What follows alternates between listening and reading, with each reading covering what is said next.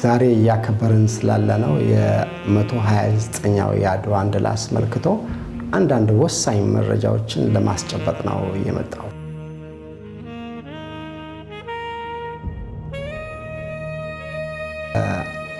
ጣሊያን እና ኢትዮጵያ የአድዋ ጦርነትን ከመዋጋታቸው በፊት ግንኙነት ነበራቸው። ጣሊያን ኢትዮጵያ የመጣችው በሶስት ዋና ምክንያቶች ነው። አንደኛ በ1870ዎቹ በአውሮፓ ውስጥ ገኖ የነበረው ብሔርተኝነት የፈጠረውን አገር ይዛ ነው። በፊት 23 የተለያዩ ትንሽ ደሴቶች ነበሩ። እነሱ አንድ ላይ በ1870ዎቹ በተፈጠረው ብሔርተኝነት ተዋህደው አንድ ጣሊያንን ፈጠሩ። ሁለተኛው ደግሞ የእንግሊዝን ድጋፍ በማግኘት ነበረ። እንግሊዝ አባይን መቆጣጠር ስለምትፈልግ ከፈረንሳይ ጋር ባላት ሽኩቻ ፈረንሳይ ወደ አባይ ወንዝ እንዳትደርስ መሃል ላይ ጠባቂ ዘበኛ ለማስቀመጥ ሊቢያና ኢትዮጵያን በስጦታ ሰጣት ነው የመጣችው። ሶስተኛው የኢንዱስትሪ አብዮትን ተመርኩዛ ነው የመጣችው። የኢንዱስትሪ አብዮት አውሮፓ ውስጥ ያስገኘላቸው እንትኖች ነበሩ፣ ብዙ ችሮታዎች ነበሩ። እነሱን ተመልክታ ነው የመጣችው። ከመጣች በኋላ በአፄ ዮሐንስ ጊዜ ነው ግንኙነቱ የተጀመረው። አፄ ዮሐንስ ንጉሥ ሆነው ከተነሱ በኋላ ከአሉላ አባ ነጋ ጋራ በጉንደት በጉራና በዶጋሊ ከፍተኛ ሽንፈት ደርሶባቸዋል። እንዲሁም ሮማ አደባባይ ላይ 500ዎቹ የቆሰሉትና የሞቱት መታሰቢያ ተሰርቶላቸዋል። ያንን ቂም ይዛ ነው የመጣቸው፣ ለመበቀልም ጭምር ነው የመጣቸው። ከዚያም በኋላ ከአፄ ዮሐንስ ያንን ሽንፈት ስላደረሰባቸው ከሸዋው ንጉሥ ጋር ግንኙነት ጀመሩ። አንቶኒዮ ኦራዚዮ የሚባል የጂኦግራፊ ተመራማሪ ቡድን መጣና ሸዋ ውስጥ ለተማረፊያ የሚባል ቦታ ተሰጥቶት ግንኙነት ጀመረ። የዳሰሳ፣ የስለላ፣ የስጦታ ማማለል ጀመረ የሸዋውን ንጉሥ በአፄ ዮሐንስ ላይ እንዲነሱ። እቺ በዛ አልቀረችም። አፄ ዮሐንስ ከተሸነፉ በኋላ ግዛት ማስፋፋት ጀመሩ። ከተነሱበት ወደቦች ላይ ተነስተው ከምጽዋ እና ከአሰብ አካባቢ ወደ ውስጥ ለመግባት ጥረት ሲያደርጉ ንጉሱ ሚኒሊክ ለማስቆም ጥረት አድርገው ነበረ በተለያየ መንገድ። ከዛ ሊሳካ አልቻለም።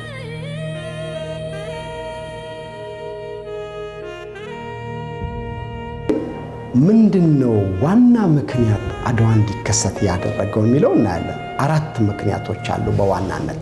የመጀመሪያው የኢትዮጵያ ነገስታቶች ከአውሮፓ ጋር ያላቸው ግንኙነት ነው።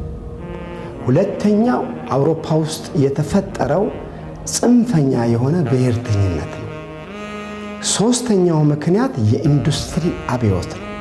አራተኛው ምክንያት ፈረንጅ በሙሉ ለጥቁር ያለው የተሳሳተ ግምት ነው። እነዚህ ዋና ዋና ምክንያቶች ናቸው። ከነዚህ ውስጥ አንደኛውን ብናይ ምንድነው የኢትዮጵያ ነገስታቶች እንዴት ነው ግንኙነት የነበራቸው? ከአውሮፓ ጋር የነበራቸው ግንኙነት የተዛባ ነው። እሱ ነው አንድም የልብ ሰጥቷቸው ፈረንጆች ወረራ እንዲፈጽሙ ያደረጉት ኢትዮጵያ ላይ። አንደኛው ይፈልጓቸዋል። ፈረንጅን ፈልገው ነው የኢትዮጵያ ነገስታት የሚያገኟቸው። ፈረንጅ ፈልገው ሳይሆን እነሱ ፈልገው ይሄዳሉ። አንደኛ የእነሱን አልባሳትና ቁሳቁስ ይፈልጋሉ። ዘመናዊ ቢላዋ፣ ዘመናዊ ካውያ፣ ዘመናዊ ብርጭቆ፣ ዘመናዊ ሳህን ስለሚፈልጉ የእነሱን ገበያ ፈልገው ይሄዳሉ። ሁለተኛው ምንድነው? ክርስቲያናዊ ወንድማማችነት የሚለውን ለመመስረት አውሮፓ ላይ በሙሉ ለኢትዮጵያውያን ነገስታት ክርስቲያን ነው። ጦርነቱ እንኳን ከተዋጉ በኋላ ክርስቲያን ወንድሞቻችን ገለን እንዴት ድልን እንላለን እናወድሳለን ተብሎ ለ7 ዓመት ጾምና ጸሎት ነበረ። ክርስቲያን ወንድም ገለናል ብሎ ይቅርታ። ሶስተኛው ጠመንጃ ይፈልጋሉ። የኢትዮጵያ ነገስታቶች ጠመንጃ አሳደው ነው መልእክተኛ ልከው ነጋድራስ አቋቁመው። ነጋድራሶቹ ስራቸው ምንድነው? ከአውሮፓ ጠመንጃ ለነገስታቶች ማምጣት ነው። አራተኛው ምክንያት ደግሞ የንስሐ አባት ፍለጋ ነው። አገር ውስጥም የሚነሳባቸውን ጎረቤት ሀገርም የሚነሳባቸውን ተቃውሞች ለመደፍጨት የድጋፍ ይሁን ልክነ አዎ አሁንም አለ። ይሄ የፈረንጅ ድጋፍ የሌለው የአፍሪካ መንግስት አይዘልቅም። ስለዚህ የንስሐ አባት ቡራክ የሚሰጥ እሱ ልክ ነው፣ እሱ ይሂድ፣ እሱ እንደዚህ ያደርግ የሚል የፕሮፓጋንዳ ድጋፍ ይፈልጋሉ። በእነዚህ በአራቱ ምክንያቶች ፈረንጅን ተለማምጦ ነው የሚይዙት፣ አይሞግቱም። የሚለውን ነገር ሁሉ ነው የሚያደርጉለት። እሱ ነው የልብ የሰጣቸው። ሁለተኛው ደግሞ ለፈረንጁ ሁሉ ጥቁር ዝንጀሮ ነው፣ ያልሰለጠረ ነው፣ ጋርዮሻዊ ነው፣ ሊቋቋም የማይችል ነው።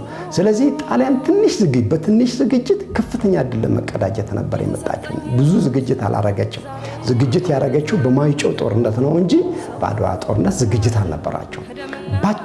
በአቋራጭ ተቆጣጥሮ ለመግባት ነበረ የገቡት። ሌላኛው ምንድነው? የኢንዱስትሪ አብዮት የማይደፈሩ ነገሮች እንዲደፍሩ አድርገዋቸዋል።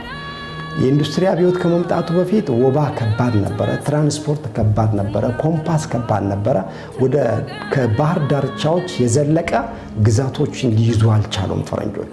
አሁን ግን የኢንዱስትሪ አብዮት ጠመንጃ ሰጣቸው እና በጠመንጃ እየሰበሩት እያፈራረሱት ነው የገቡት። የአፍሪካ መንግስት እነ ጋና፣ እነ ማሊ፣ እነ ሶንጋይ፣ እነ ካኔም፣ እነ ቦርኖ፣ እነ ዚምባብዌ ምናምን ድምጥማጣቸውን አጥተው ነው የገቡት። ሶስተኛው ምንድነው? መድኃኒት፣ ምግብና ውትድርና ስልጠናን እላይ አደረሰው የኢንዱስትሪ አብዮት። የሰለጠነ ወታደር፣ የታጠቀ ወታደር፣ ሕክምና ያለው ወታደር፣ የተደራጀ ኃይል ይዞ መጡ። ይሄ ኃይል አፍሪካ አልነበረም፣ ላቲን አሜሪካ አልነበረም፣ ኤዥያ አልነበረም። የበላይነትን ስላጎናጸፋቸው እሱን ተማምነው ነው የመጡት እና የኢንዱስትሪ አብዮት አለ። ብሔርተኝነት አለ፣ በጣም ገናና ብሔርተኝነት። የአንደኛውና የሁለተኛው የዓለም ጦርነት እንዲከሰት ያደረገው የተጋነነው ብሔርተኝነት ነው። የእንግሊዝና የፈረንሳይ ብሔርተኝነት የለዘበን ቀድሞ የተፈጠረ ስለነበረ፣ የጣሊያንና የጀርመን ግን የፖርቹጋል የስፔን ብሔርተኝነት ገናና ብሔርተኝነት፣ ያበደ ብሔርተኝነት ነው። እኛ አንደኛ ሚል አሁን ለምሳሌ ጀርመን ምርጥ ዘር ነው፣ ስለዚህ ዓለምን መሙላት ያለበት ጀርመን ነው፣ ሌላው መጥፋት አለበት ብሎ ሁለተኛና አንደኛ ዓለም ጦርነት ጀመረ። የጣሊያንም የዛ አይነት ስሜት አለ እና አገር መሰረቱ። 23 ትንንሽ ክፍልፋይ ደሴቶች የነበሩ አንድ ላይ ተዋህደው በብሔርተኝነት አገር ከመሰረቱ በኋላ አንደኛ ቅኝ ግዛት መያዝ የሀብት ምንጭ፣ የዝና ምንጭ፣ የክብር ምንጭ ሆነ አውሮፓ። ስለዚህ ቅኝ ግዛት ፈለገች። እንግሊዝ እንደዛ ስለነበረች፣ ፈረንሳይ እንደዛ ስለነበረ፣ ጀርመን አዲስ የተፈጠረው ጣሊያን፣ ኋላ ደግሞ ኢንዱስትሪ አብዮትን ቃርሞ ያገኘው የስፔን እና የፖርቹጋል መንግስት ተደባለቀ። ከመጡ በኋላ አፍሪካን ለማሰልጠን ለመለወጥ ብሎ ሲመጡ ብሔርተኝነቱ ከባድ ነበረ። እንዲህ በቀላሉ የሚቆም አይደለም። ፋሺስቶች ናቸው። የፋሺስት መንግስት ነበረ። ቤኒቶ ሙሶሎኒ የሚመራው የፋሺስት መንግስት ነበረ። ከዛ ሰባብሮ የእንግሊዝ ድጋፍ ነበረ። እንግሊዝ ሊቢያንና ኢትዮጵያን በስጦታ ነው የሰጠችው። ያቺ በላ ባርካ ቀድሳ ነው የሰጠችው። ከዛ የጣሊያን መንግስት ለመያዝ መጣ። እነዚህ ዋናን ምክንያቶች ናቸው። አንድ የኢትዮጵያ ነገስታት የግንኙነት መርህ፣ ሁለተኛ የኢንዱስትሪ አብዮት፣ ሶስተኛ የተጋነነ ብሔርተኝነት፣ አራተኛ የፈረንጅ ለጥቁር የነበረው የተሳባ ግንዛቤ። በእነዚህ ምክንያት ከዚያስ ዋና አጫሪ ምክንያቶቹ ሁለት ናቸው። አንደኛው ጣሊያን ኢትዮጵያ ወሮ የያዘ ኢትዮጵያ እየተለማመጠች ነበረ በዲፕሎማሲ ሮም ድረስ ራስ መኮንን እና ሌሎችም ተደራዳሪ አካላት ሮም ሄደው ለሰላማዊ ድርድር ንጉሱ አይፈልጉም ጦርነቱ እንዲጀመር። እቴጌይቱ ናቸው ከዚህ በላይ ምን እንጠብቃለን ብሎ የጀመሩት እና ሰላማዊ ድርድር ላይ እያለ ነው ጦርነት የጀመሩት። ይሄ ምንድነው? ወዲያው ደግሞ እውቅና ሰጧቸው ፈረንጆቹ። ለምን? በአጭር ጊዜ እንድትይ ስለተፈለገ አልተዘጋጁም በሚል። ሁለተኛው የውጫሌ ጦርነት ነው። የውጫሌ ጦርነት በፈረንጆቹ አቆጣጠር በ1881 የተደረገው 20 አንቀጾች አሉት። እነዚህ 20 አንቀጾቹ ከአንቀጾቹ ሁሉ አራቱ በጣም አደገኛ ናቸው። የመጀመሪያው አደገኛው አንቀጽ 17 ነው። ውጫሌ ስምምነት 17 በአማርኛው ይሆናል የሚል ሲሆን ኢትዮጵያ ማንኛውም ግንኙነት ከውጭ ሀገሮች ጋር በምታደርግበት ጊዜ በጣሊያን መንግስት እውቅና ሊሆን ይችላል የሚል ሲሆን ያኛው እንዲሆን ተስማምተዋል ይላል። ማንኛውም አይነት ግንኙነት ከሌሎች ሀገሮች ጋር ኢትዮጵያ የምታደርገው ኢትዮጵያ በጣሊያን መንግስት ስር እንዲሆን ተስማምተዋል ይላል። ይሄ አወዛጋቢ ነው። ባልተስማማችም ገና ድርድር ነው። ሌሎቹ 3፣ 7፣ 11፣ 13ም የራሳቸው ችግር አላቸው። ምክንያቱም የኢትዮጵያን ሉዓላዊነት የሚጻረሩ ሀሳቦች ተካተውባቸዋል። ስለዚህ ዋናው ውጫሌ ስምምነት አንዱ መውረሯን ብላ ገብታ ነው በድርድር ላይ ያለ። ሁለተኛው የውጫሌው ስምምነት ነው። የውጫሌው ስምምነት 17 በቀጥታ ኢትዮጵያን በጣሊያን ግዛት ስር የሚያስገባ ስለሆነ አይሆንም የሚል ድርድር ተጀመረ። እነዚህን ይዘው ከዛ ጦርነቱ ተጀመረ። ወረረች ገብታ። ወረራው 3 ቦታ ነው ጦርነቱ የተከሰተው። የመጀመሪያው የአምባላጌ ነው። ሁለተኛው የመቀሌ ነው። 3ኛው የአድዋ ነው። ጦርነቱ የተደረገ አድዋ መቋጫው። የአምባላጌው ያለ ንጉሱ ፈቃድ ነው የተደረገው። እቴጌይቱ ዝግጅት በሚያደርጉበት 6000 ጦር የራሳቸው ነው። ይመራ የነበረው በደጃች ባልቻ ሳፎና በአባተ ቧያለው የሸዋው። ከነዚህ ውስጥ አያቴ ነበረበት። አያቴ በላቸው አጥናፉ ገብረ ወልድ የሚባል አያቴ ነበረ። አሁን ስለ ሁኔታው ለአያታችን ሴት አያታቸው አውርተው ሴት አያታችን በቅርቡ ነው ያረፉትና ስለ ሁኔታው ይነግሩን ነበር። እቴጌ ዝግጅት በሚያደርጉበት ጊዜ 6000 የራሳቸው የሴቷ ጦር እና ራሳቸው ነው የሚመሩት። ይመራ የነበረው በደጃች ባልቻ ሳፎና በአባተ ቧያለው።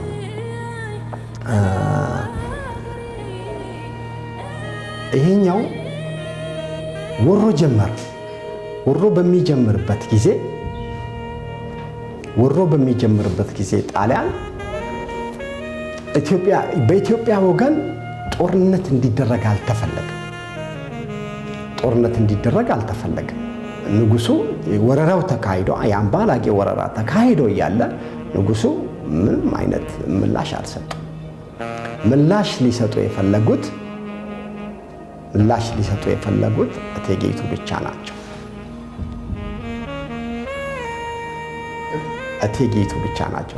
አሁን በዚህ ላይ በአምባላጌው ጦርነት ንጉሱ ውጊያው እንዲጀመራል ለምንድን ነው ያልፈለጉት? በ3 ምክንያት ነው። አንደኛ ዝግጅት አላረጉም።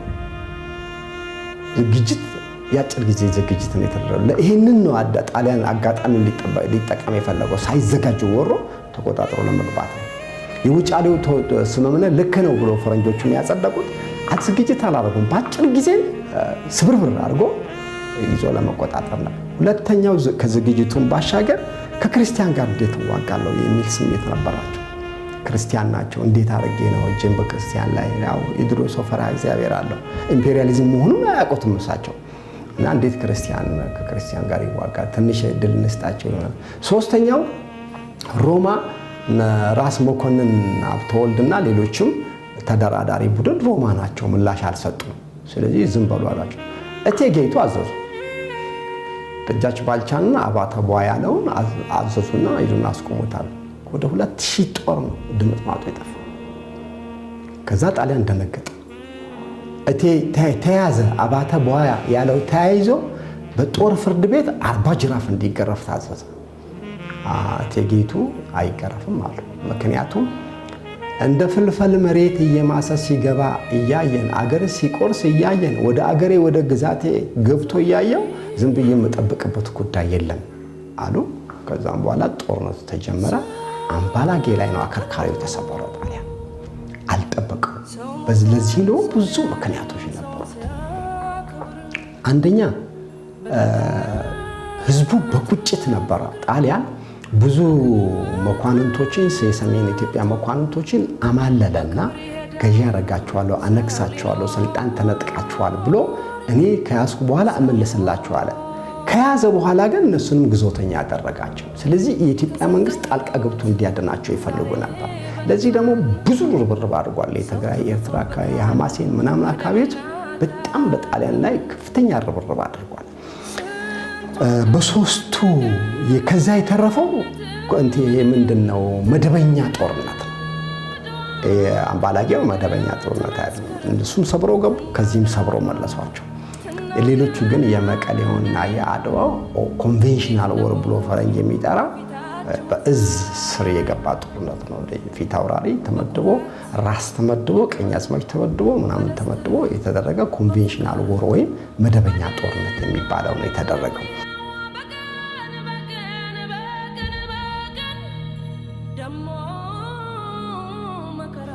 የኃይል አሰላለፉ ምን ይመስል ነበር? የኃይል አሰላለፉን በምንይዝበት ጊዜ በ10 ጀነራሎች የተደራጀ ነው የኢትዮጵያ ጦር። የነሱ በ4 ጀነራል የተደራጀ። አሁን የአምባላጌው እነሱ ተዘጋጅተዋል። የነሱ የአምባላጌው ጦርነት ኮንቬንሽናል፣ በኢትዮጵያ በኩል ግን ኮንቬንሽናል የንጉሱ እዝ አልነበረ። በ10 የታወቁ ጀነራሎች የሚመራ ነው የኢትዮጵያ ጦር የነበረው።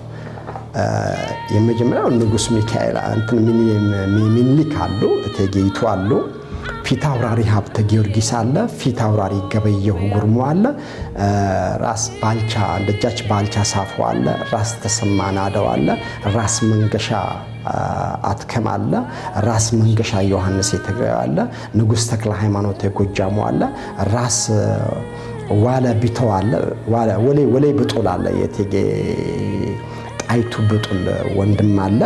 ከዛ ራስ ሚካኤሉ የወሎ አሉ፣ ራስ አሉላ እንግዳ የባህረ ነጋሽ አሉ። እነዚህ ትልልቆቹ ጦርነቱን መርተው ከፊት የተዋጉ ጀነራሎች ናቸው።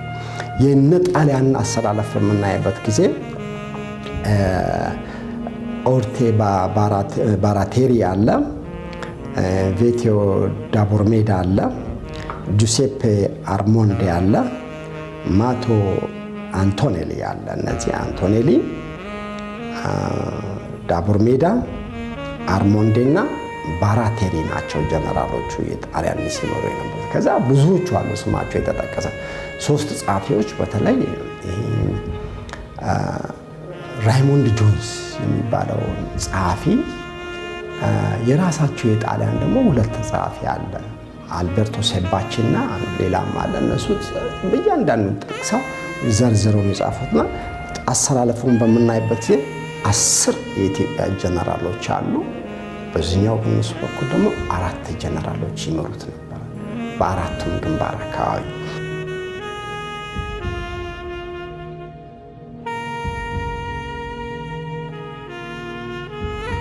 የአድዋ ድል ታሪካዊ ሆኖ በሀገራችን ለምን ይከበራል? አሁን የአድዋን ድል ለየት ያደርገዋል።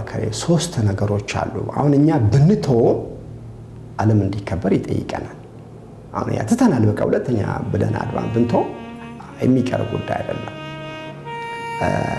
እኛ ብንተው ጋና ያከብረዋል፣ እኛ ብንተው ናይጄሪያ ያከብረዋል። ምክንያቱም እና እኛ ብንተው ሄዶ ዚምባብዌ ያከብረዋል። ለምን ብትሉ 3 ነገሮች አሉታል። አንድ ምንድነው ኢቨንት ወይም አንድ ድርጊት ክስተት ታሪካዊ ሆኖ ለመከበር 3 ነገሮችን ማሟላት አለበት። አንደኛው ለመጀመሪያ ጊዜ የተከሰተ መሆን አለበት።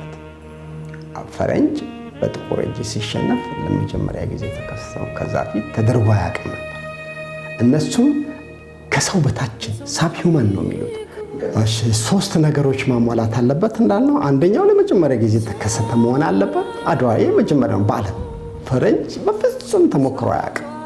የገባበት ሰባብሮ ነው የሚገባው በቃ። ምክንያቱም አንድ ነገር አለ ያሉት፣ እኛ እነሱ የሌላቸው ኃይል አለናል። ምክንያቱም ጠመንጃ የአፍሪካው በጦርና በጋሻ በድንጋይ ነው የሚጠብቀው፣ እነሱ በሞርተር ነው የሚዘልጡት። ከዛ ሰባብሮት ገባ። አድዋ የመጀመሪያው ነው ፈረንጅ መናጭ ሲሆን፣ ሁለተኛው ዘላቂነት ያለው ውጤት የሚያመጣ መሆን አለበት። የኢትዮጵያን ሉዓላዊነትና ነፃነት በዘላቂነት አስፍኖ ያለፈ ስለሆነ ዘላቂነት። ሶስተኛው አመላካች፣ ሌሎችን በመቀስቀስ አመላካች ሆኖ ዘላቂ ተጽዕኖ የፈጠረ ነገር መሆን አለበት። ዘላቂ ተጽዕኖ ፈጠረ። ምክንያቱም ከዚህ በፊት አምነው ፈረንጅ የበላይ ነው፣ ፈረንጅ ልዩ ፍጡር ነው ብሎ የተቀመጠ ጥቁር ሁላ፣ ኤዥያ ሁላ፣ ላቲን አሜሪካ ሁላ ዱላ ይዞ ነው የወጣው። ከዛም በኋላ እንግሊዝ ተባረረ፣ ጣሊያን ተባረረ፣ ጀርመን ተባረረ፣ ፈረንሳይ ተባረረ፣ ማባረር ተጀመረ። ስለዚህ ተጽዕኖ ፈጠረ። አፍሪካ ሀገሮች፣ የኤዥያ ሀገሮች፣ የላቲን አሜሪካ ሀገሮች በቅኝ ግዛት ስር የሚኖሩ ሁሉ እንቅስቃሴ ጀምሮ የነጻነት ትግል ተጀመረ። ስለዚህ ሶስቱን ስለሚያሟላ እኛም እናከብረዋለን፣ ሲያከብሩት ነበረ፣ ልጆቻችንም ያከብራሉ። እኛ ከተሆነ ኬንያ ያከብራሉ እሱ። ምክንያቱም ዘላቂ ተጽዕኖ ለኬንያ ያመጣው የነጻነት ትግል አስለኩሶ ያለፈ ነው።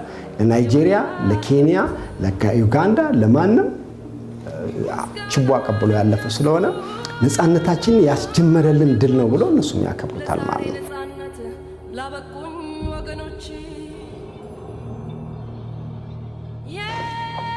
ሌላኛው የአድዋ ጦርነትን በተመለከተ የዓለም አቀፉ ማህበረሰብ ምን አቋም ነበረው የሚል ነው። በተለይ እንግሊዝና ፈረንሳይ፣ ስፔንና ፖርቱጋል ድጋፍ ነው ያደረጉት።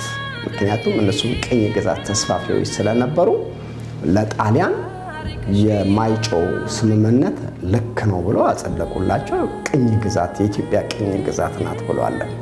በጦርነቱ ጊዜ ግን ራሽያ፣ ጀርመንና ጣሊያን የፋሽስት መንግስት ያሰቃየው ህዝብ ነበር። ዘመቻውን ድጋፍ ሳያገኝ ነው ከአገር ውስጥ የወጣው። አምባገነን ስለነበረ የአድዋ ጦርነት እኮ የተከሰተ የነሱ ጋዜጠኞች ቪቫ ሚኒሊክ እያሉ የዩኒቨርሲቲ ተማሪዎች አደባባይ ላይ የድጋፍ ሰልፍ አድርገዋል። ጣሊያን ሀገር ውስጥ የጣሊያን መንግስት እንደወረደ ፋሽስት የሙሶሎኒ መንግስት ከስልጣን ነው የተባረረው፣ እስር ቤት ነው የገባው እና የጣሊያን ህዝብ ድጋፍ አድርጎ ነበር። እንደዚህ ወጥቶ አይደግፍም፣ አምባገነን መንግስት ነው ይጨፈጭፈዋል።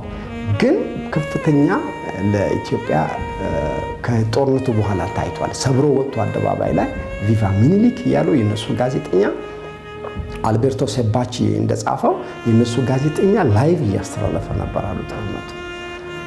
ሁለተኛው ጀርመን ለኢትዮጵያ ድጋፍ አድርጋለች። ምክንያቱም ጀርመን እንደተዋሃደች አካባቢ የጋራ ወሰን ነበራቸው በኦስትሪያ አካባቢ። የኦስትሪያን አካባቢ ጀርመን ወደ እሷ በመከለሏ ጣሊያን ተቃውሞ አቅርባ ነበር። ከጣሊያን ጋር የተራዘመ ጦርነት አድርጋ ጀርመን የጣሊያን ኃይል ወደ ኋላ እንዲሳብ ያደረገው አንዱ ምክንያት እሱ ነው። ጣሊያን እዛ ከጀርመን ጋር ጦርነት ነው። ስለዚህ የጀርመን መንግስት ድጋፍ አደረገ ለኢትዮጵያ። ጣሊያን ኢትዮጵያን ያላግባብ ወሯታል። ሶስተኛው ራሽያ ናት። ራሽያ ከፍተኛ ተቃውሞ አደረጋለች። ከጦርነቱም በኋላ የገንዘብ ድጋፍና የቀይ መስቀል ሐኪም ቡድን ልካ የዛሬው የሚኒሊክ ሆስፒታል የተቋቋመው በራሽያ የገንዘብ ድጋፍና የቀይ መስቀል ማህበር ነው። ለሐኪም ቡድን ላከች። ገንዘብ ወደ 22,000 ነው ምናምን የነሱን ገንዘብ ድጋፍ አድርጋ ብዙ ነገር ረታይ ማቴሪያል ብዙ ቁሳቁሶችና ጀርመን ራሽያ የደገፈችበት ምክንያት ምንድነው? ኦርቶዶክስ ናት። ኢትዮጵያ ኦርቶዶክስ ስለነበረ ኦርቶዶክስን መንግስት የኦርቶዶክስን ሀገር ሄዶ ወረረ የሚል ከዚህ በፊትም ደብዳቤዎች አሉ። የክርስቲያናዊ ወንድማማችነት ወደ ራሽያ የተጻፉ ደብዳቤዎች አሉ። እነሱን ምክንያት ማድረግ ክርስቲያናዊ ወንድማማችነት ኦርቶዶክስን ከወራሪ ለማዳን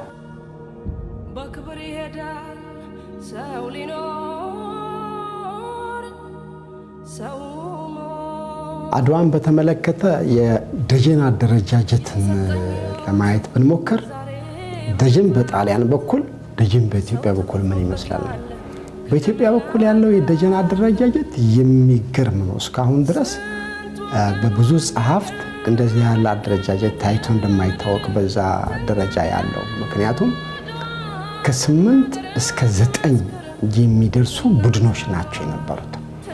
አንደኛ አልባሽ አለ፣ ትጥቅ አምራች አለ፣ ትጥቅ አቅራቢ አለ፣ አስደሳች አለ፣ ቀባሪ አለ፣ አረጋውያንና የተጎዱ ወላድ ሴቶችን ተንከባካቢ አለ፣ የሀገር ውስጥ ጠባቂ አለ። ይህም በሌላ አምድ ነው የምመለስበት፣ ምክንያቱም አሁን ተዘርዝሮ የሚያልቅ አይደለም።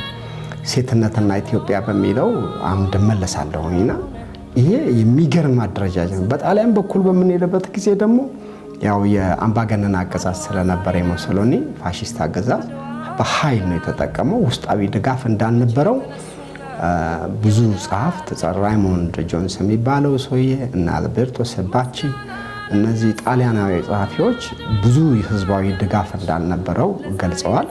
ይህን ደግሞ ለማጠናከር ያህል ከድሉ በኋላ ህዝባዊ አመጽ ነበረበት። ፋሺስት ቪቫ ሚኒሊክ እያሉ የዩኒቨርሲቲ ተማሪዎች ሰብሮ የወጡበትና የከተማ ውስጥ ተደባልቆ የፋሺስት መንግስት ማብቂያ የሆነበት ነው። ሌላው አድዋ ጦርነት እንዴት ኢትዮጵያውያን ድል ሊቀዳጁ ቻሉ? አሁን የሚገርም ነው። ምክንያቱም ጣሊያን እና ሌሎቹ እንግሊዝም ፈረንሳይም ድጋፍ በሚያደርጉበት ጊዜ ጣሊያን በአጭር ጊዜ ድል እንደሚቀዳጅ ነው ካልኩሌሽኑ የተሰራው። አንደኛ ኢትዮጵያ አልተዘጋጀችም፣ ሁለተኛ የማሳመጽ ስራ ሰርተው ነበረ። የተወሰኑ ራሶችን ፊት አውራሪዎችን እና ደጃዝማቾችን የማሳመጽ ስራ ሰርተው ነበረ። አሁን ለምሳሌ ባህረ ነጋሽ አካባቢ፣ ኤርትራ አካባቢ ያሉትን፣ አፋር አካባቢ ያሉትን የተለያዩ ይሄ ባላባቶችን የማሳመጽና የነሱ ደጋፊ የማድረግ ስራ ሰርተው ነበር። ውስጥም ትንሽ ቁርቁስ ስለነበረ ህዝቡ አይደግፈውም የሚኒክን ጦር የሚልም ስራ ተሰርቷል። እነዚህን በሚመለከት ነው ጣሊያን ወደ ጦርነቱ የገባው። የኃይል አቅርቦትን ብቻ ሳይሆን ኢትዮጵያውያን እንዴት አድርገው ከኃይል ውጪ 26000 ጦር እንደነበረ ነው የሚነገረው። 6000 ጦር ዘመናዊ መሳሪያ የታጠቀ ነው። በምናወዳድርበት ጊዜ ብዙም የመሳሪያ ልዩነት እንዳልነበረ የጻፉ ሰዎች አሉ።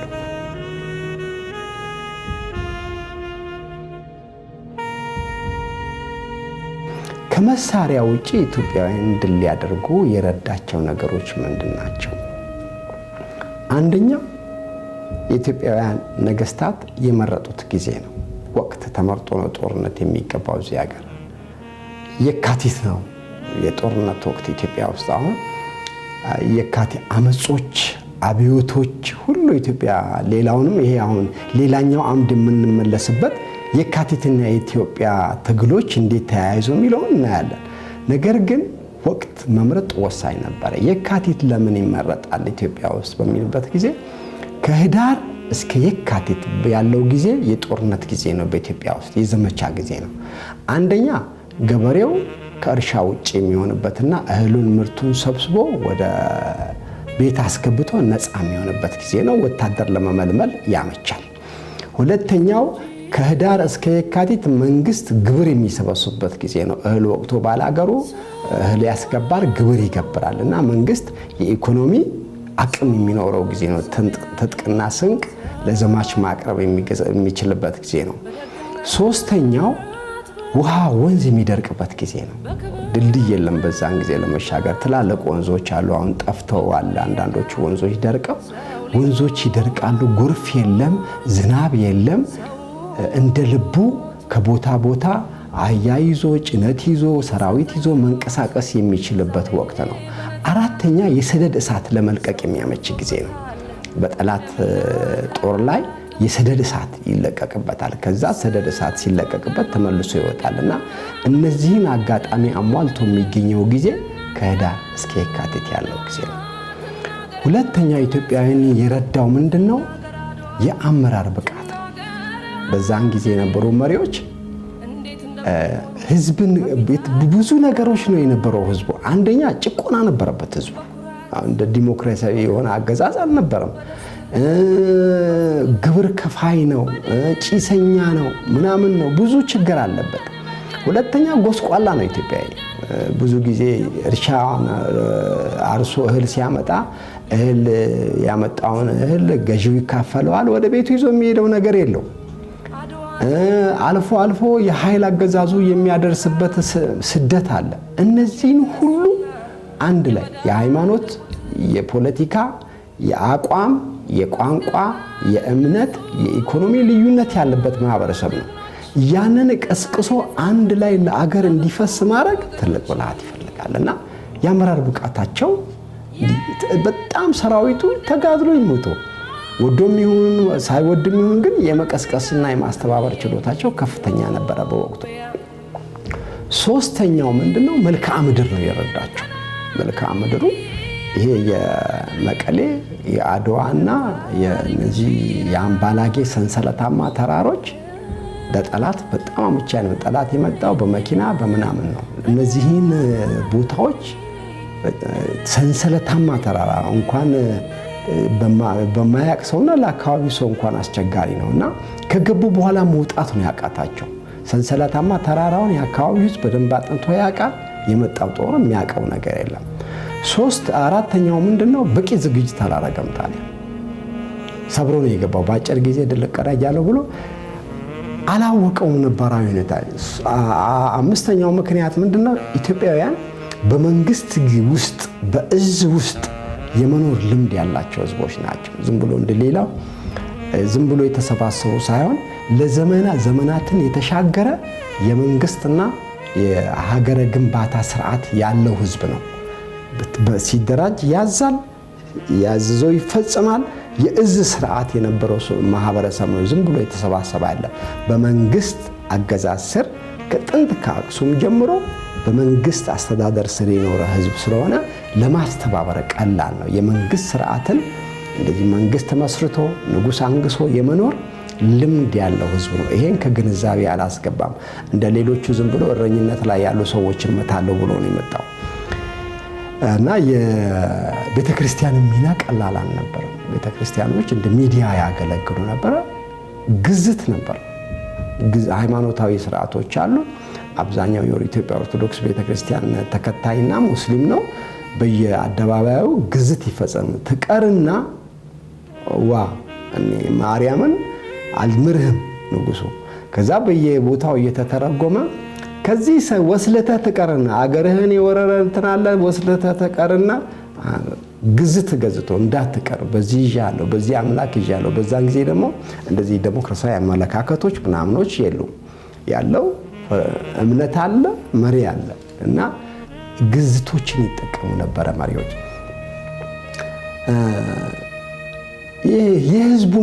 ህዝቡም የሚደነቅ ነው ለድሉ። አንደኛ መረጃ ይሰበስቡ ነበር። ከጠላት ወገን መረጃ እየሰበሰቡ ለወገን ጦር የሚያቀብሉ ብዙ ሰዎች ዘርዝረዋል። ለምሳሌ ለታይ የምትባል አንድ የትግራይ ተወላጅ ጣሊያኖች ደጋግመው ነው ስሟን ያነሷል።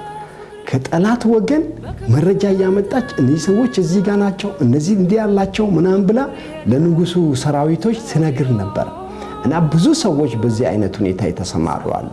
ሌላ ማደናገር ይጠቀሙ ነበር። አሁን ለምሳሌ ባሻ ባሎም የሚባለው ሰውዬ ትልቅ የማደናገር ስራ በጠላት ላይ ኢትዮጵያውያን እሁድ ዕለት ቅዳሴ ነው የሚያስቀድሱት። በፍጹም ጦር አንስቶ ሰው አይነኩም ብሏቸው ለኢትዮጵያውያን ደግሞ እንደዚህ እሁድ ዕለት ይዣቸው መጣት ሳይዘጋጁ ይመጣሉ ነው ተጠንቀቁ ብሎ እነዛ የሚያስቀድስ ሰው ሊመቱ ነው የመጡት። ኢትዮጵያውያን ተዘጋጅተው ጠበቋቸው። የሌለ ድል ነው የተቀዳጁትና ባሻ ባሎም በዚህ ተጠቃሽ ሰው ነው። እሱ ብቻ አይደለም፣ ባህላዊ የጦር ዘዴን ይጠቀሙ ነበር ኢትዮጵያውያን። ሰደድ እሳት እና ንብ ቀፎ። አሁን ጠላት ብዙ ጊዜ እነዚህ የገድል ጸሐፊዎች የጣሊያን የነበሩ እነሱ ጠቅሰውታል። ኢትዮጵያውያን በንብ ቀፎ ንብ ይዞ ይመጣል፣ ቀፎ አራክፎበት ይሄዳል። ከዛ ንቡ ሲያሳድደው ሲሸሽ እየተከተሉ ይለቅሙት ነበር።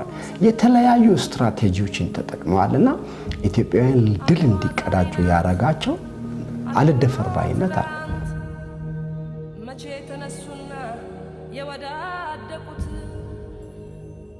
አሁን የአድዋ ትሩፋቶችን በመናይበት ግን አድዋ ብዙ ነገር አድርጎ ነው ያለው። ባህላዊ የውጊያ ዘዴዎች፣ ወቅትን መምረጥ፣ ሃይማኖታዊ ስርዓቱን ተከትሎ ግዝቶችን መፈጸም፣ ይቅር መባባል ነበር። አሁን ከተማው ለነገኪ ሰሬቾና ለነካወጦና ነው ተሰጥቶ ሄደው። አገር የጋራ ናት። የእናንተና የእኛ ጠብ ወቅታዊ ነው። ከአገር ጋራ የሚያያዝ ነገር የለውም። ይቅር በሉኝ፣ ይቅር ብያችኋለሁ፣ የተቀረውን ጠብቁ ብሎ የይቅርታ ስርዓት መኖሩ ራሱ ትልቅ ሚና ነበረውና እንደነዚህ የመሳሰሉ ነገሮች ኢትዮጵያውያን ረድቷቸዋል ድልን እንዲቀዳጁ ማለት ነው። ሌላው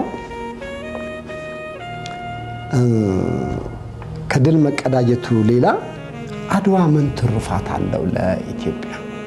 ለጣሊያንስ ምን ትሩፋት ጥሎ አለፈ?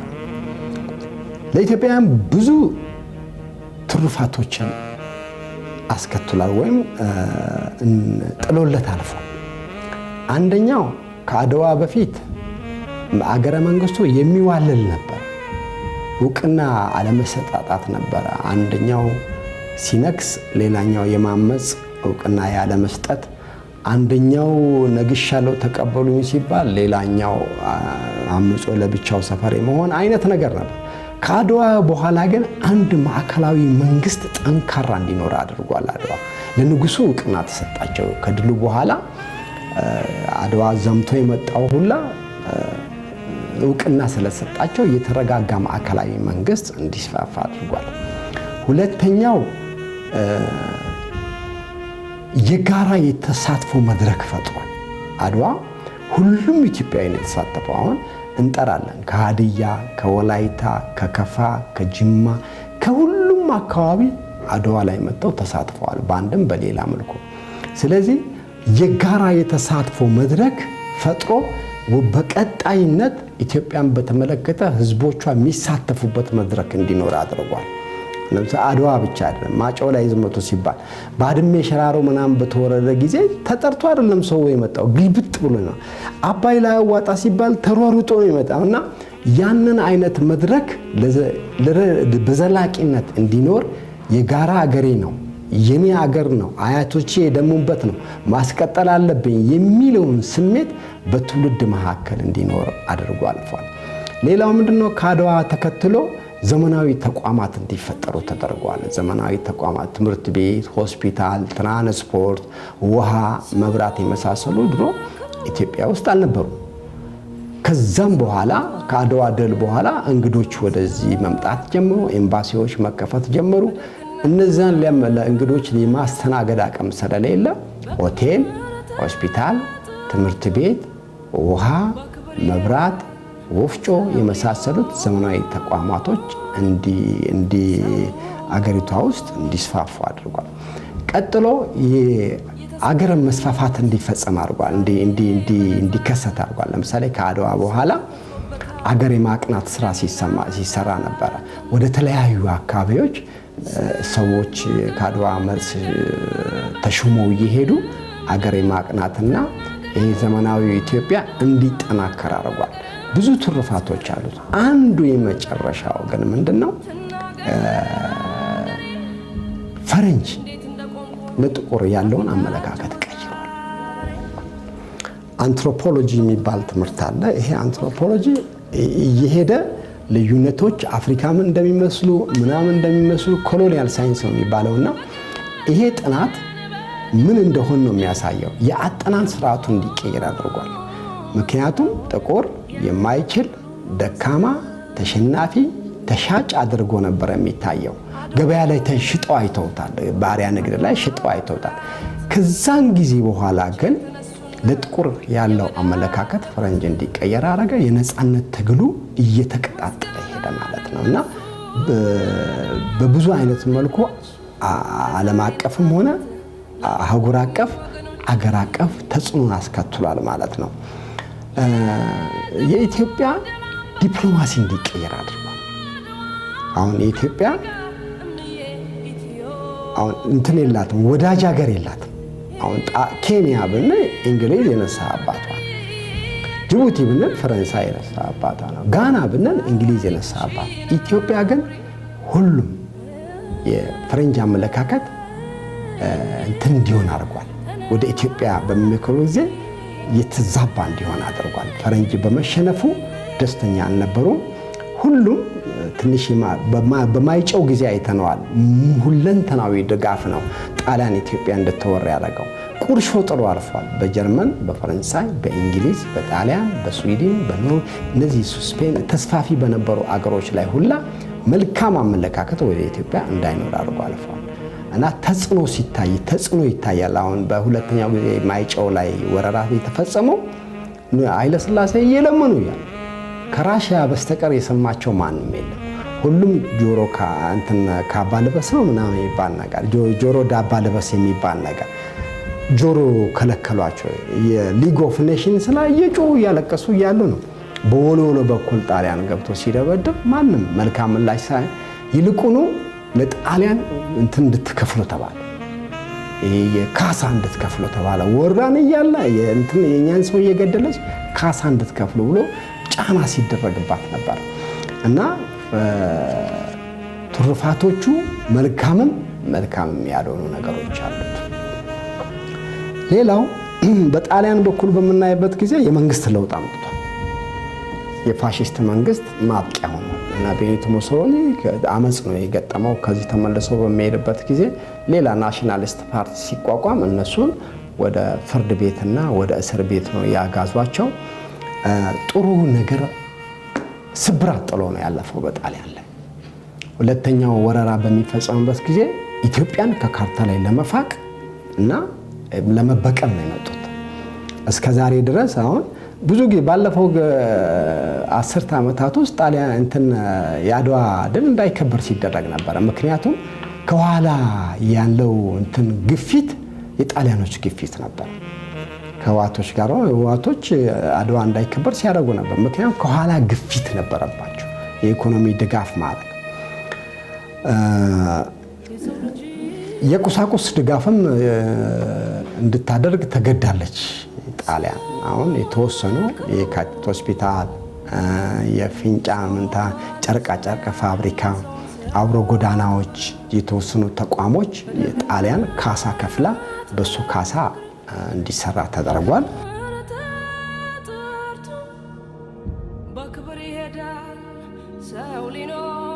ጉዳቱ ምን ይመስላል? ጉዳቱን አሁን አንድ ጉዳት ከፍተኛ ጉዳት አስከትሏል። በሁለቱም ወገን ጦርነቱ ጉዳት አስከትሏል።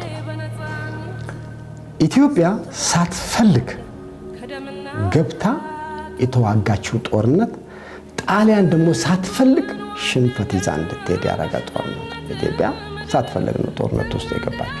ጣሊያን ግን ፈልጎ ገብቶ ሳይፈልግ ሽንፈት ይዞ እንዲሄድ ያደረገ ጦርነት ነው። በዚህ ላይ በሁለቱም ወገን አድዋ ጉዳት አድርሷል። ለምሳሌ የጣሊያንን በምናይበት ጊዜ 7000 ሰው ሞተባቸው። 7000 ቀላል አይደለም ተጓጉዞ የመጣ። ሁለተኛው 1500 ሰው ቆስሎባቸው፣ ወታደርም ይሁን ሌላውም ይሁን 3000 ሰው እስረኛ ተደርጎ ተወስዶባቸው። ይህ 3000 ሰው ደብዛው ነው የጠፋው። ምክንያቱም ፊት አውራሪው ደጃዝማቹ ምናምን እየያዘ ነው ሄደውና ወስዶ ምን አደረገው? በኋላ ንጉሱ ማንም ሰው ጥቃት እንዳይደርስባቸው ከልክለዋል። እንዲሁም ለ7 ዓመት ሐዘን እንዲታወጅ ተደርጎ ከድሉ አሁን ብዙ ነገር ነው ያጣነው በጣሊያን ጦርነት። አንደኛ የጀግኖቹ ስም አልተዘከረም። ሁለተኛ ድሉ ምን አይነት እንደሆነ አልተዘገበም፣ እንዳይዘገብ ተደረገ።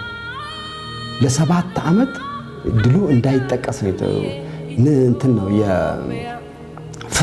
የፍታት ጸሎት እንዲደረግ ተደርጎ 7 ዓመት። እንዲሁም ሰው ይደበቅ ጀመረ። አንተ ጣሊያን የገደልክ ወንድምህን ክርስቲያን የገደልክ ሲባል እኔ አይደለሁም እኮ ብሎ ስሙን የቀየረ ሰው እንዳለ ሁላ አያታችን ይነግሩን ነበር። ሰው ሁላ ደጃዝማች የነበረ ኧረ እኔ ተሰማኔ እንትን አይደለሁም ብሎ ስማቸውን እየቀየሩላ ንስሐ የገቡ ሰዎች ነበሩ። እኔ አገር ተከላክያለሁ እኔ ተዋግቻለሁ ብሎ የሚፎክር ሰው አልነበረም። የሐዘን ዓመት እንዲሆን 7 ዓመት እንዲሞላው፣ ከዛም በኋላ 7ቱንም ዓመት ደግሞ ፍትሐት እንዲደረግ እኔ ጣሊያን ገደልኩ ብሎ ማንም ሰው እንዳይፎክር ተደርጎ አዝማሪው ጀግናው አልተዘከረ፣ ምኑ አልተዘከረ፣ እንዲሁ ባክኖ የቀረ ነው እና አሁን ስንፈልግ ራሱ ጣሊያኖች ምናምን የጻፉትን ጸሐፊዎች ነው የምናነበው እንጂ ኢትዮጵያዊ ገድል ጸሐፊ የጻፈለት ነገር የለም። በኢትዮጵያ በኩል በምናይበት ጊዜ ከ4000 እስከ 5000 ሰው ሞቷል።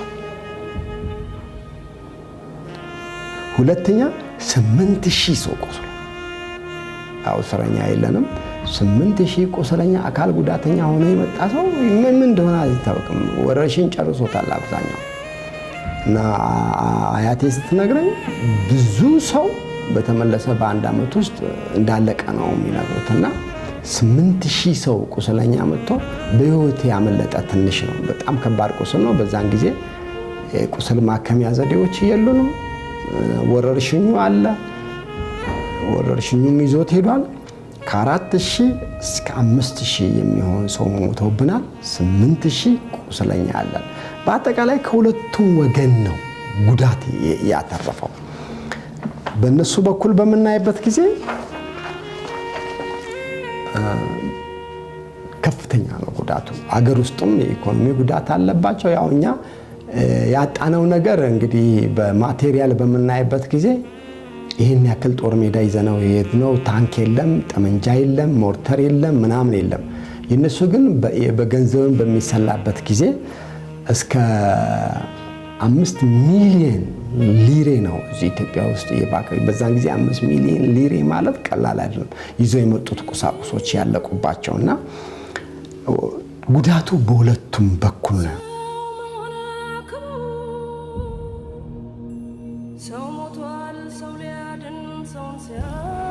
አድዋና ኢትዮጵያ ቁርኝቷ ምን ይመስላል የሚለው ኢትዮጵያን ያለ አድዋ፣ አድዋን ያለ ኢትዮጵያ ማሰብ ከባድ ነው።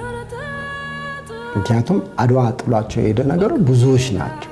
መልካምም ናቸው፣ ክፉዎችም ናቸው። እስከ ዛሬ ድረስ የፈረንጅ ወዳጅ ያሳጣን ጣሊያን ነው። አሁን አንድ ነገር ኢትዮጵያ ተነስታ ከሆነ አገር ጋር ግንኙነት ብትጀምር ፈረንጅ በሙሉ ያኛውን ቡድን ነው የሚደግፈው። ባለፈው ጊዜ አሁን ከሻቢያ ጋር በተደረገ ጦርነት ሁሉም ፈረንጅ በሻቢያ በኩል ነበር።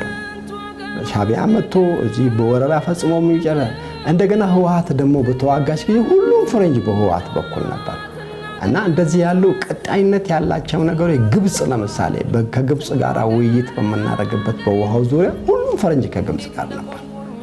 ኢትዮጵያን ተይ ኢትዮጵያ ስጪ ምናምን ነው እንጂ ለኢትዮጵያ የሚል አቋም ይዞ ሲከራከር የነበረ አንድም አገር አልነበረም ከፈረንጆች ውስጥ።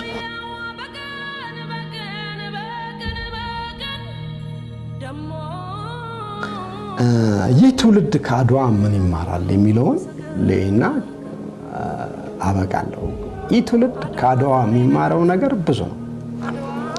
አንደኛ ከግል ጥቅም፣ ከግል ጠብ፣ ከግል ጭቆና አለ። ያው በትውልድ መካከል ሁሉም ሰው መብቱ አይከበርለትም። ያ ሁሉም ሰው ተደልቶት አይኖርም። ሁሉም ሰው ስራ አግኝቶ አይኖርም። ሁሉም ሰው ሀብት ይዞ አይኖርም። አንዱ ይኖረዋል፣ አንዱ አይኖረውም። ይሄ ተፈጥሯዊ ነው።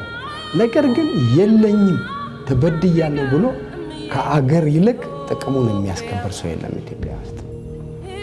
አንድ አገር በሚጠቃበት ጊዜ ልዩነቱን ትቶ፣ ችግሩን ትቶ፣ ጭቆናውን ትቶ፣ ጉስቁልናውን ትቶ ለአገር ነፍሱን ሊሰጥ ተዘጋጀ ትውልድ ነው ያለው።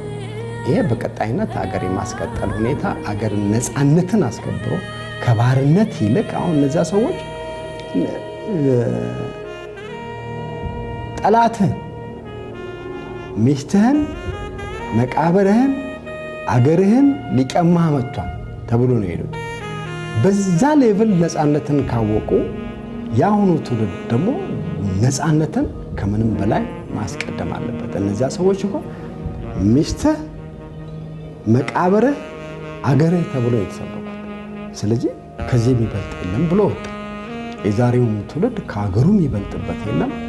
አገሩ ማስቀደም መቻል አለበት። አገር ሲኖር ነው አብረው የሚኖረው። አገር ሲኖር ነው ዲሞክራሲያዊ ስርዓት የሚገነባው። አገር ሲኖር ነው ጥቅም የሚከበረው። አገር ሲኖር በነፃነት ሲኖር ነው ሁሉም ነገር ሊሆን የሚችለውና አንድ ሰው እቅዱን ሊፈጽም የሚችለው አገር ሲኖር፣ እቅዱ መሬት የሚወርደው አገር በሰላም ሲኖር ነውና አገርን የማስቀደም ሂደት በቀጣይነት መቀጠል። ሁለተኛ ምንድነው? ይቅር መባባል። ይቅር መባባልን መማር አለበት። አሁን ታስረው የነበሩ ሰዎች ናቸው። ነገ ኪሰረቸውን ጦጦ መጥተው ታስረው ካወጦና ታስረው ሌሎችም ብዙ ከሹመት የተሻሩ አሉ፣ የታሰሩ አሉ፣ የተገረፉ አሉ። እነዚህ ሰዎች ንጉሱ ይቅር በሉኝ እኔም ይቅር ብያቸዋለሁ በሚሉበት ይቅርታ ተቀብለው ነው ወደ አገር የመጡት። ልንበደል እንችላለን፣ ልንጎዳ እንችላለን፣ ልንራብ እንችላለን፣ ልንጠማ እንችላለን፣ ስራ ልናጣ እንችላለን። ግን ይቅርታ ልብ ካልያዝን መጠፋፋት ነው የሚሆነው። ቂም ይዘን አገር ማስቀጠል አይቻልም። ይቅርታ ሰፋ ያለ ሆድ ካገር ይሰፋል ይባላል እና ሆድ ካገር ይሰፋል ማለት እኛም ብልጣልን ማለት ነው ካገር ስፋት እና የይቅርታ ልብ ሊኖረው ይገባል። ሌላው ምንድነው? ልዩ ልዩ ጥቅማ ጥቅም ብሎ አገር መሸጥ የለም። አሁን ለምሳሌ ልዩ ጥቅማ ጥቅም የቀረበላቸው ሰዎች ነበሩ። በስሙ እንኳን ልንጠቅሳቸው እንችላለን። ልዩ ልዩ ጥቅማ ጥቅም ቀርቦላቸው አይ ጥቅምህን ይዘህልኝ ሂድ አገሬን አስቀድማለሁ ያሉ ብዙ ሰዎች አሉ። ስማቸውን መጥቀስ እንኳን የምንችል አሁን በሌላ ዝግጅት መለስበታለሁ። እሱን ጠርተው እዚህ ጋር ናገባ እዚህ ጋር እንዲያረግልሃለሁ ብሎ የተባሉ ሰዎች አሉ። አላረጉትም። ያ ንጉሥ አረጋለሁ ገዢ አረጋለሁ ብሎ ያማለሏቸው ሰዎች አሉ። አይ እኔ ከንጉሴ ጋር ነው የምሆነው ብሎ ከሚኒሊክ ጋር ሆኖ ጠላትን ይወጓል። ጥቅማ ጥቅም ጠላት ሊያቀርብ ይችላል። መደለያ ሊያቀርብ ይችላል። አሁንም አለ። አሁንም ቢሆን ብዙ መደለያ ይዘው የሚመጡ አገሮች አሉ። ይሄ ቀንዱ አፍሪካ ከፍተኛ የስትራቴጂ ቦታ እና ጣልቃ ለመግባት የሚችሉ ሰው የሚፈልጉ ብዙ አገራት አሉ። እነሱ ሰዎች መደለያ ይዘው ከመጡ ከሀገር አይበልጥም። መደለያ የዕለት ጉርስ ነው። እኛ በልተን እንሞታለን። አንድ ሰው 70፣ 50፣ 60 ሊኖር ይችላል። ትውልድ ግን ቀጣይነት አለ። ለጥቅም ለአንድ ቀን ለተወሰነ ጥቅም ብሎ የሀገርን ሉዓላዊነትና ጥቅም አሳልፎ መስጠት አለመስጠትን ከዛ ትውልድ ሊማር ይገባል። ጀግንነትን። ሌላ ደግሞ አርአያ ሆነው ነው ያለፉት እነዛ ሰዎች።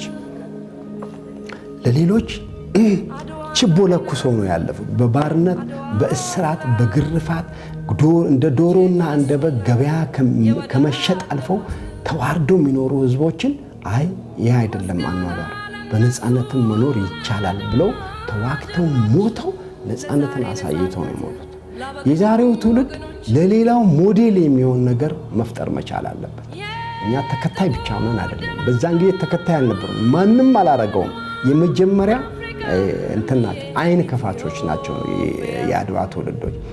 ይሄኛውም ትውልድ በቴክኖሎጂ ይሁን በልዩ ልዩ ሁኔታዎች ይሁን ለሌላው አፍሪካዊ አርአያ የሚሆንበትን መንገድ አገሩን አስቀጥሎ አገሩን አበልጽጎ ከድህነት የሚወጣበትን ከለመና የሚወጣበትን ከስደት የሚወጣበትን መንገድ መፍጠር ነው እንጂ ሌላውን አማራጭ ሌላውን ጥገኛ አድርጎ የሚያይበትን መንገድ ማቆም አለበት የሚል እምነት አለኝ እና በአጠቃላይ አድዋ ስናየው አድዋ ማንነታችን ነው።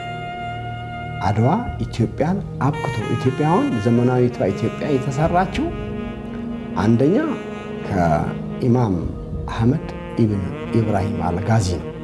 ይህን አሁን ኢትዮጵያን ህዝቦች ስርጭት የሰራ። ከዛ ቀጥሎ አፄ ቴዎድሮስ ናቸው። ይህ ዘመናዊ ኢትዮጵያን ይመስላል።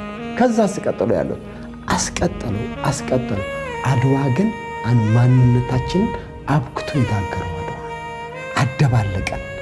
አብሮ ለሀገር መሞት፣ አብሮ ለሀገር መስራት፣ አብሮ አገርን መጠበቅ፣ አብሮ ለሀገር መታገል የሚለው ስሜት በእያንዳንዱ ኢትዮጵያዊ ውስጥ አስርጾ ያለፈ ብቸኛው የኢትዮጵያ ህዝብ የአፍሪካ ህዝብ ድል ነው።